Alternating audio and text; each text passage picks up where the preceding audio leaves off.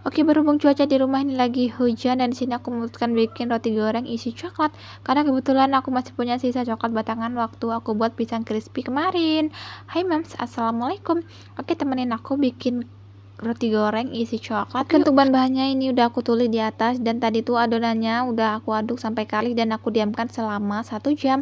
Dan ini setelah 1 jam langsung mau aku eksekusi bulat-bulat dan aku isiin pakai coklat batangnya. Oke, untuk bentuknya di sini bulat-bulat sesuai selera aja mau besar atau kecil ya kan. Dan di sini aku tuh buatnya juga nggak banyak-banyak karena ini barusan aku coba dan aku ikut resep dari aplikasi sebelah.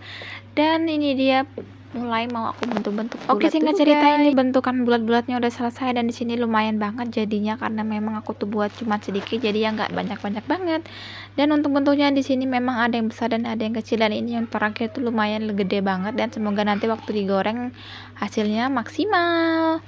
Dan di sini mau langsung aku tepung panir, tapi sebelum dikasih tepung panir di sini aku rendam pakai air biasa aja dulu supaya tepung panirnya. Oke, untuk di sini aku sengaja nggak pakai yang tepung udah dicairin gitu supaya nggak berantakan kemana-mana karena pakai air ini juga jauh lebih simpel dan setelah kita taruh di panirnya di sini ternyata tuh jauh lebih ngeset dan lebih rapi gitu, Mas. Oke, di sini pokoknya kita ulangin sampai habis ya kita bulat-bulatnya dan kita tepungin di panir seperti ini dan sambil menunggu minyaknya panas. Jadi nanti setelah minyaknya panas juga ini udah selesai langsung kita goreng.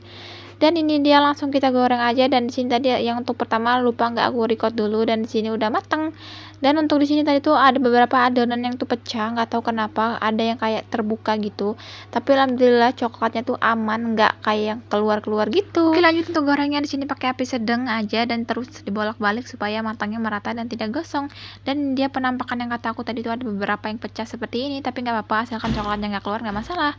Dan ini singkat cerita udah matang dan udah aku tiriskan juga dan langsung mau aku cicipin bagaimana rasanya.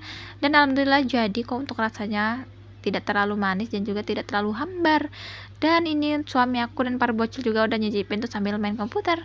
Oke Mams, jadi video aku cukup sampai sini dulu. Terima kasih yang udah menonton. Bye bye.